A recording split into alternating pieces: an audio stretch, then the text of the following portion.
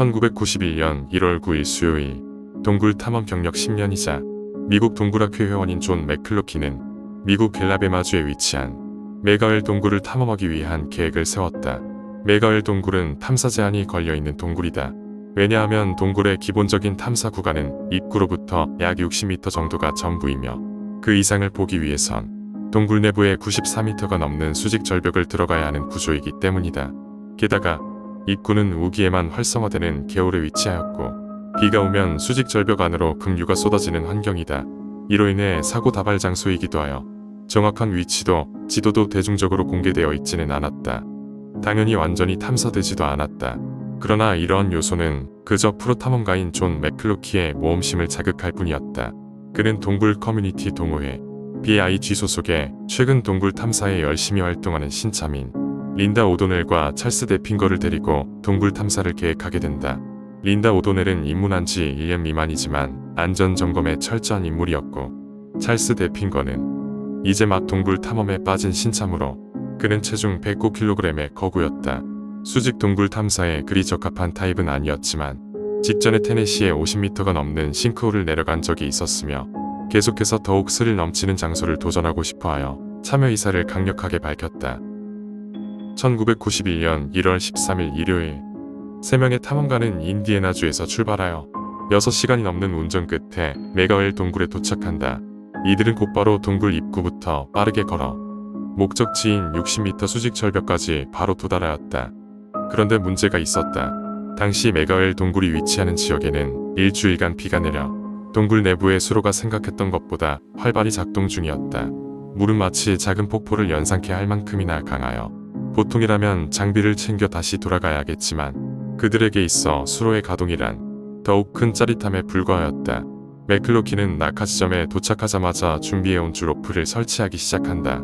그가 가져온 줄로프는 멕시코 원정 때 폴란드 탐험가에게서 2000kg 인장 강도를 인증받았다는 말을 듣고 구매한 길이 180m의 유럽산 중고였다.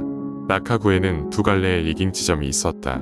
왼쪽은 볼트에 로프가 안정되는 장소였지만 물폭탄을 맞았고 오른쪽은 물을 덜 맞지만 울퉁불퉁해서 다칠 위험이 있었다. 하지만 그들은 탐사가 끝나고 몸이 마른 채로 올라오자는 판단으로 오른쪽을 택하였다.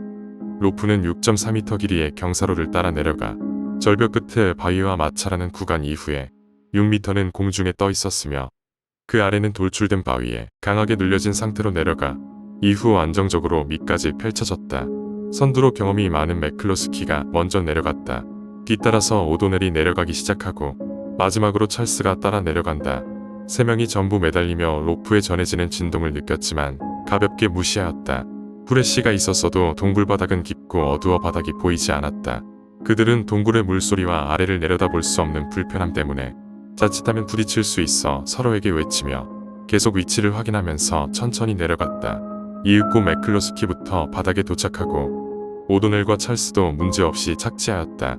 수직 절벽의 94m 아래 바닥은 습기 어린 김이 자욱했고 헤드라이트 빛조차 삼키는 어둠이 깔려 있었다. 다행히 동굴 내부는 생각보다 넓어 서 있을 수 있을 정도의 높이였다. 세 사람은 안도하며 주위를 탐사하기 시작하였다. 길은 앞과 뒤 모두 있었으나 그들은 일단 앞으로 가기로 한다. 바닥은 물에 이미 조금 잠겨 있었으며 계속해서 수직 절벽을 통해 바닥으로 떨어지는 물들은 동굴 내부에서 메아리 효과를 만들어내 가까운 거리에 있더라도 세 사람은 서로에게 소리지듯이 말해야만 했다. 그렇게 동굴의 내부를 구경하던 중 그들은 물이 고인 동굴을 걸어다니며 자연스럽게 점점 목과 장비가 적게 되었다. 오도넬은 체온이 급격히 떨어짐을 느끼며 갑자기 몸을 사시나무 떨듯이 떨기 시작했다.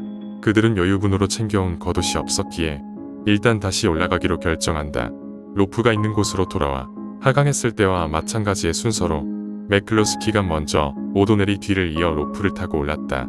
추위를 느끼는 오도넬은 빨리 올라가고 싶어서 맥클로스키가 올라가고 곧바로 로프를 타기 시작했다.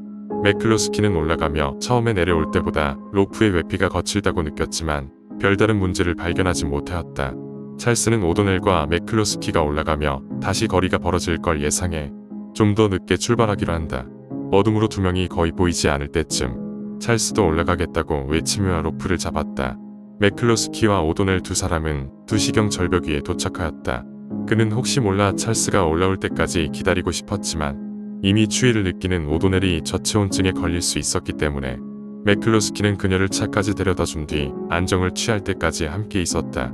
그런데 얼마 지나지 않아 매클로스키는 이상함을 느꼈다. 마지막으로 따라오던 찰스가 아직도 동굴에서 나오지 않은 것이다.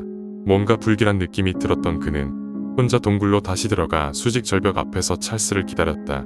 이때 그가 이미 지상으로 올라온 지 20분이 지난 시점이었다. 매클로스키는 불안한 마음에 경사로 아래로 기어가 밑을 바라본다. 칠흑 같은 어둠 때문에 아무것도 보이지 않는다. 후레쉬의 빛도 바닥을 비추진 못하였다. 소리를 질러도 오직 메아리 같은 반향만이 돌아올 뿐이었다. 혹시 몰라 로프를 흔들어 보는데 무게감이 비정상적으로 가벼웠다. 로프를 끌어당기자 약 12m 정도의 지점에서 허망하게 잘린 끝이 손에 들어왔다. 무언가 잘못됨을 느낀 매클로스키는 바로 동굴을 나가 오도넬에게 줄이 끊어졌다고 외친 뒤 신고하기 위해 차로 달려가 운전을 시작했다. 운전을 하며 가던 도중 오도넬이 매클로스키에게 질문한다.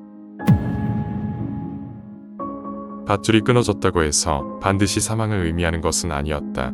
바닥이 물에 잠겨 있었던 것을 고려하면 떨어졌을 때 의식을 잃어 대답은 할 수 없었을지라도 아직까지 생존해 있을 수 있었다. 곰곰이 생각한 매클로스키는 지나가던 픽업 운전자에게 구조 요청을 부탁하고 차를 돌려 동굴 입구로 돌아간다.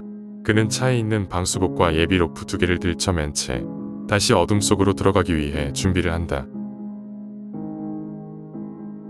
수직 절벽에 도착한 매클로스키는 2개의 예비 로프를 물이 직접적으로 떨어지고 있는 왼쪽 절벽에 리깅한다. 이전 로프가 끊어진 이유가 불확실하기에 물폭탄을 감수하고 안전을 선택하였다. 물이 직격으로 떨어지는 루트를 선택했기 때문에 내려가면서 온몸이 젖었고 혼자였기에 이전과는 다른 주변 소리에 좀 더 주의를 기울이며 내려갔다. 모든 신경을 로프에 집중하였다.